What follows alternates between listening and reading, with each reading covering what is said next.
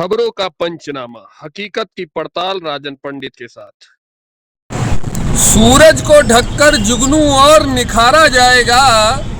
सूरज को ढककर जुगनू और निखारा जाएगा। सूरज फिर भी निकला तो मारा जाएगा। आज के दौर में यही हो रहा है। घोड़ों के पांव में जंजीर बांधकर गधों के साथ दौड़ाया जा रहा है और सोचा जा रहा है कि गधे घोड़े बन जाएंगे। लेकिन माननीय मोदी जी, इस बात को हमेशा ध्यान रखिएगा कि आपके इस प्रयोग से गधे तो घोड़े नहीं बनेंगे, लेकिन घोड़े जरूर गधे बन जाएंगे।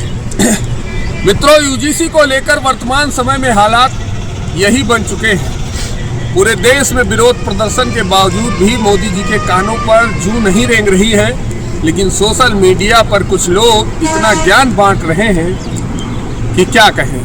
उसी में से कुछ ज्ञानियों का वीडियो आपको दिखा देना चाहता हूँ। पहले ये मौर्य जी हैं, जरा इनका वीडियो सुन लीजिए, फिर मैं इनको जवाब देता हूँ।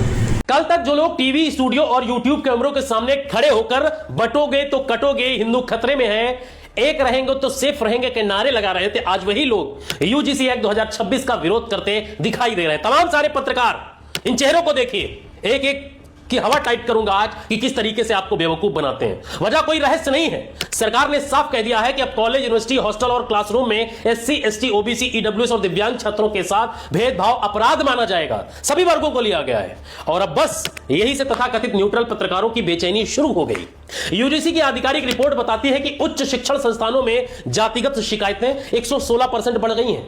यह व्हाट्सएप यूनिवर्सिटी का ज्ञान नहीं है, सरकारी डेटा है। यानी भेदभाव कोई कल्पना नहीं, हकीकत है। लेकिन जैसे ही इसे रोकने का कानून आया, तमाम सारे पत्रकार, शुभांकर मिश्रा, सुशांत सिन्हा, अभिनव पांडे, डीएनए शो और उनके जैसे कई चेहरे अचानक जनरल कैटेगरी खतरे में है, स्टूडेंट का हित खतरे में है कि राग लापने लगे। अब जरा गौर कीजिए, जब रोहित वेमुला की संस्थागत हत्या हुई, तब इनमें से कितनों ने लगातार अभियान चलाया?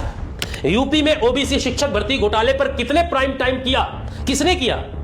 69,000 शिक्षक भर्ती में पिछड़ों के साथ हुई धांधली पर कौन सड़क पर उतरा? कोई नहीं। केंद्रीय विश्वविद्यालय में एससी, एसटी, ओबीसी की नगण्य हिस्सेदारी है, ना के बराबर प्रोफेसर है वहां पर। किसने घंटों का शो किया? किसने आवाज उठाई है? जवाब है, लगभग किसी ने नहीं। लेकिन जैसे ही भेदभाव पर रोक लगाने वाला कानून आया, अचानक स्टूडेंट विरोध कर रहे हैं कि कहानी चल पड़ी। असल में विरोध छात्र नहीं कर रहे हैं, विरोध वो लोग कर रहे हैं जिनके दिमाग में यह भरा हुआ है कि भेदभाव उनका जन्मसिद्ध अधिकार है। आंकड़े चीख चीख कर सच्चाई बता रहे हैं। देश के 45 केंद्रीय विश्वविद्यालय में एससी वर्ग से सिर्फ एक कुलपति है, एसटी से सिर्फ एक और ओबीसी से महज 5। याद रखिए, एससी से एक कुलपति, एसटी से एक, ओबीसी से 5, बाकी सब ही एक ही सामाजिक वर्ग से हैं। इसे संयोग कहा जाएगा, जातिगत वर्चस्व कहा जाएगा, या कुछ और? प्रोफेसर पदों में एसटी के 83%, ओबीसी के 80% और एससी के 64% पद खाली पड़े हैं। एसोसिएट प्रोफेसर में एसटी के 65%, ओबीसी के 69% और एससी के 51% पद रिक्त हैं। लेकिन इसे भी मेरिट का नाम दे दिया जाता है। असल में यह नॉट फाउंड सुटेबल नहीं है, नॉट फाउंड सवर्ण चल रहा है। और यह तो आपने सुना ना कि मौर्य जी कितना लंबा लंबा ज्ञान फेंक दिए हैं। लेकिन इनको ये नहीं पता है कि सवर्ण विरोध कानून का नहीं कर रहा है, सवर्ण विरोध कानून में आए नियमों का कर रहा है। सवर्ण को यह पता है कि तुम्हें भीख के बिना तुम्हारा कुछ होने वाला नहीं है। तुम्हारे लिए भीख जरूरी है, ये कानून जरूरी है।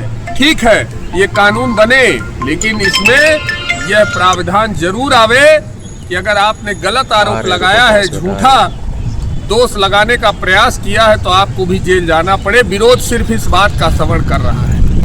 बाकी और भी बहुत लंबी लंबी बातें भाई साहब ने कही हैं कि यूनिवर्सिटियों में इतने कुलपति सवर्ण हैं और तमाम सीटें ओबीसी, एससी की खाली पड़ी हैं। तो अरे महाराज, जो कुलपति सवर्ण बने हैं वो अपनी क्षमता से बने हैं, किसी आरक्षण की बदौलत नहीं बने हैं। क्योंकि आरक्षण ईडब्ल्यूएस भी आए हुए मात्र अभी 5 साल हुए हैं।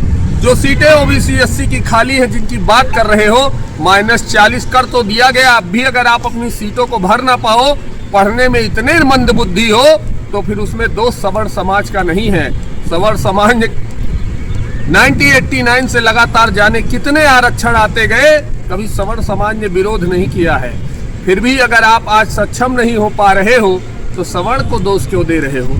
अपनी काबिलता को दोष दो, अपने नेचर को दोष दो कि आपके अंदर वो काबिलता, वो क्षमता नहीं है कि आप हमसे कंपटीशन कर पाओ। साथ ही साथ इन्होंने बहुत सी बातें, आरोपें लगाई हैं पत्रकारों पर। जब EWS आया था तब भी आपके समाज ने विरोध किया था, सड़कों पर बसें तक जलाई थी, उसके वीडियो आज भी मौजूद हैं। लेकिन आज यही OBC वाले ज्ञान बांट रहे हैं कि जब EWS आया तो हमने तो उसको स्वीकार किया था। साथ ही साथ नेहा सिंह राठौर जी को सुन लीजिए, इनका ज्ञान अलग चल रहा है। इनके ज्ञान का सागर तो इतना बड़ा है कि इसमें बड़े बड़े इंसान डूब जाएं। इस देश में वर्षों से एक आरोप लगाया जाता है कि सवर्णों ने 500 सालों तक दलितों पर अत्याचार किया, OBC पे अत्याचार किया।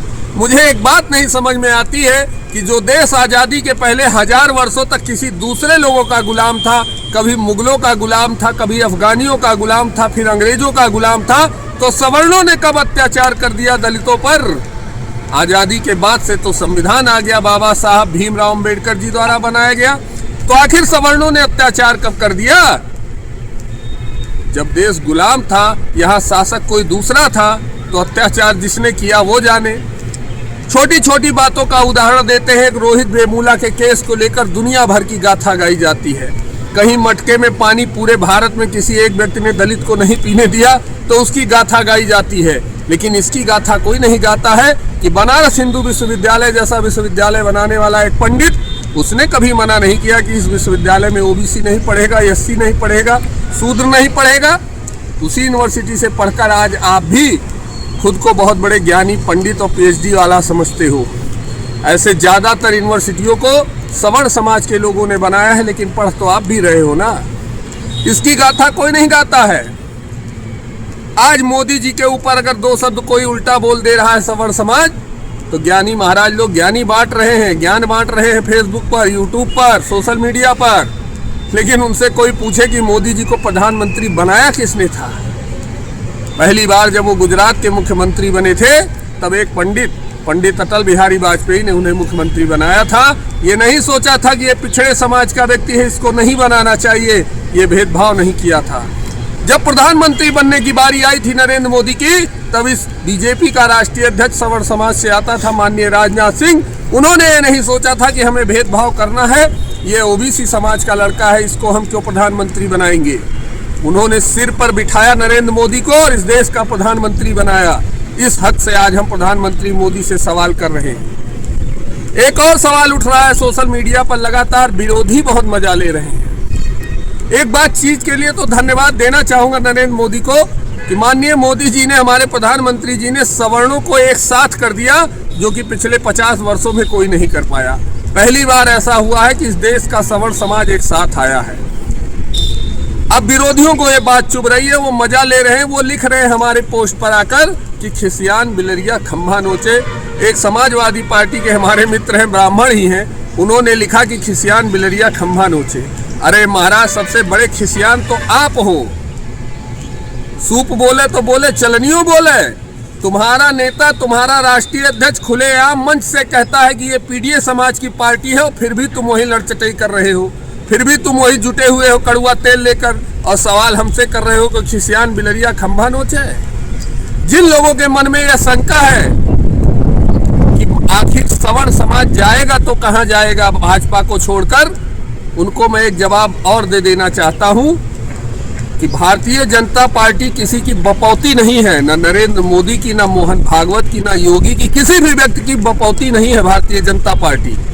भारतीय जनता पार्टी कार्यकर्ताओं की पार्टी, विचारधारा से पैदा हुई पार्टी है। अगर हमारी मांगे नहीं मानी गई तो हम पार्टी नहीं बदलेंगे, हम नेता बदल देंगे। बात समझ में आ रही ना विरोधियों? हमारी मांग न मानी गई तो हम पार्टी नहीं बदलेंगे, नेता बदल देंगे, और मोदी जी को झोली उठाकर जाना पड़ेगा। उनका समय आ गया है, और योगी जी को हम प्रधानमंत्री बना देंगे। इस बात को कान खोलकर अपने जहन में बैठा लीजिएगा। ये सपने मत सजाइएगा समाजवादी लोगों, कांग्रेसी लोगों, कि सवर्ण समाज तुम्हारे साथ आ जाएगा। हमें अपनी लड़ाई किस तरह लड़नी है हमें पता है। इस देश में लाखों बार दलितों के लिए, ओबीसी के लिए, सवर्ण समाज ने लड़ाई लड़ी है, लेकिन उसकी बात कोई नहीं करता है। एक रोहित वेमुला का केस उठाकर लोग ज्ञान बांटते हैं। देश भर में हजारों यूनिवर्सिटियां हैं, उसमें परसेंटेज बताया जा रहा है कि 118% ग्रोथ हुआ है भेदभाव के आरोपों में, लेकिन गिनती कोई नहीं बता रहा है कि पिछले 8 साल में मात्र 354 केस फाइल हुए हैं भेदभाव, जातिगत भेदभाव के आधार पर यूनिवर्सिटियों से। कितनी बड़ी संख्या ये है, जहां 11,000 प्रोफेसर हैं, करोड़ों छात्र हैं, 4.5 करोड़ लगभग छात्र हैं बड़ी यूनिवर्सिटियों में, उनमें 378 केस आए हैं जातिगत भेदभाव के, और लोग 118% का आंकड़ा चूतिया पत्रकार दिखा रहे हैं। उनको मैं बता देना चाहता हूं कि ये आंकड़ा समुंदर में एक बूंद के बराबर है। तो ज्ञान न बांटिए, सवर्ण समाज अपनी लड़ाई लड़ना जानता है। माननीय मोदी जी हमारे प्रधानमंत्री हैं, लेकिन यदि हमारा निवेदन स्वीकार न किया गया तो झोला उठाकर उनको भेज दिया जाएगा और नया नेता भारतीय जनता पार्टी का बनकर आएगा। इसको नोट कर लीजिएगा। जय श्री राम, जय हिंद, वंदे मातरम।